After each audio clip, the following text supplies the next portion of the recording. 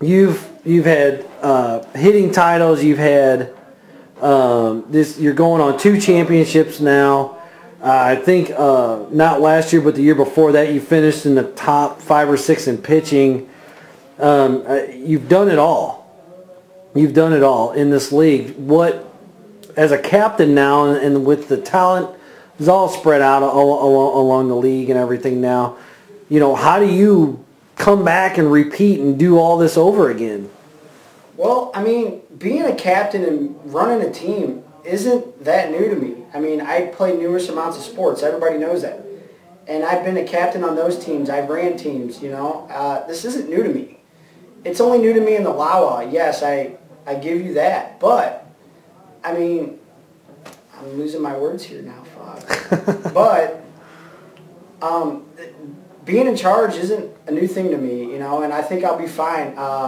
A lot of the captains, I mean, honestly, I think after the year I hit 26 homers, I probably should have been a captain, but people like Burns, because he does splits on the mound and puts a karate fucking kid fucking do-rag on his head, he becomes a captain because he throws hard. I mean, sorry, hey, Mr. Home Run King, 14, seriously? I hit 26, but somehow you were still a captain? Come on, man. Right.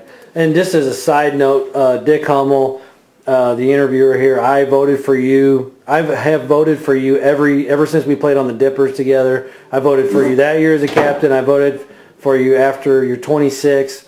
I voted for you last year as well to be a captain. So I'm that impressed with you. I think you're an excellent athlete. I think you give back to the league what it needs, and that's talent. So that's just my personal opinion of you. I've always liked you. I loved playing on a team with you. So I'm not trying to get drafted by you because this is Dick Hummel interviewing you, not Pete Restivo. I got you. So anyway, I just have a lot of respect for you. No, and I thank you. And that's basically what I was trying to sum up earlier. Is some people overlook me for some odd reason because I'm Johnny's little cousin. I'm Nick and Steve's little brother. I mean, seriously, every year in and year out, I happen to be there, and quite honestly, I don't understand how you guys overlook it every year and question me. But, that's the way it is. I'll take it that way because all that will happen is more of these to keep coming my way. So, question me if you want, but I have results. What do you have? Right. Also, Ben, you talk about people overlooking you.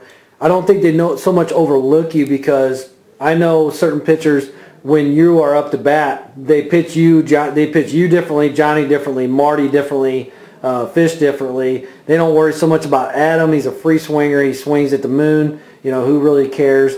So it's just the fact that I think you have a real nonchalant attitude toward the game. Do you think that maybe passes on to other players? If you're not hitting 5 home runs every weekend, is that what they're seeing? Hey, that's a good question. And if that's the way they see it, I mean, honestly, once again, 3 years of the Lawa, I got 2 of these. It must not be rubbing off my nonchalant attitude on my other players on my team. I mean, I'm sorry, but 3 years, 3 World Series visits, 2 rings. Looks like my attitude and confidence pay off, actually. So I'm very interested to see how I do as a captain. Yeah, and I agree. You'll have success no matter what you do. If you were to pick one team right now that will be sitting on the deck come October, which team would you pick right off the top of your head? The Baltimore Orioles are destined for dog shit right off the bat. No offense to Kuster. He's a great guy. He's got heart. But seriously, his pitching, we all see what pitching does in the playoffs, and yeah, he laid a golden egg. I'm not going to fight that, and I'm not going to argue that. I want another one of these because of it. I love the guy, but his pitching sucks. And then he's going to go, and who I think he's going to take number 1 just isn't really going to help his cause all that much. And I just think they're destined for the deck. I like my steaks medium rare, fellas. Very good, Ben. Very good. It's just, being a top player and you're going to be able to draft another top player in the league. The third position on the team, when that comes back around, are you a little bit worried about the talent pool that's going to be left over come 3rd and 4th round picks? No, not at all. I mean, you got to play with what you can manage with. Being number 2 pick overall, I got a great advantage of getting that last round pick kind of early. But at the same time, no matter where you go, you got to deal with it and you got to blow your load, you know, whatever the way you want to think it. I mean, look at the Mets 2 years ago. Johnny got Mr. Irrelevant, and we went all the way to the World Series despite what everybody said because they didn't understand my talent at the time either. But we got Mr. Irrelevant. We went to the World Series. Yeah, Mr. Irrelevant gave up 16 runs in the World Series, but whatever. He's an all right guy, I guess. But seriously, play with what you get. You can't complain. This league's the best, so live or die by it. If you're sitting in that chair right now, right off the top of your head, out of the other captains in this league, who do you automatically have a rivalry with? Who are you rivaling with already in your mind? Honestly, I got a little bit of a 3-way rivalry. I got one with Kuster. Everybody knows the shit that's been going on the message board since it was decided who the captains were between me and him.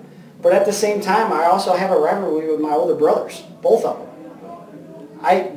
For some reason, they think they're better than me, but they're not. And year in and year out, I have to prove that no matter what they try or no matter what they do, they won't ever come close to little bro. I brought up in the Brian Kuster interview, number 1 pick overall. There was a recent video of comparing his pitching to the dog shitting in the yard. Any comments on that? The only difference is the shit comes out of Bosco's ass and the ball comes from Kuster's arm. Other than that, they're completely the same.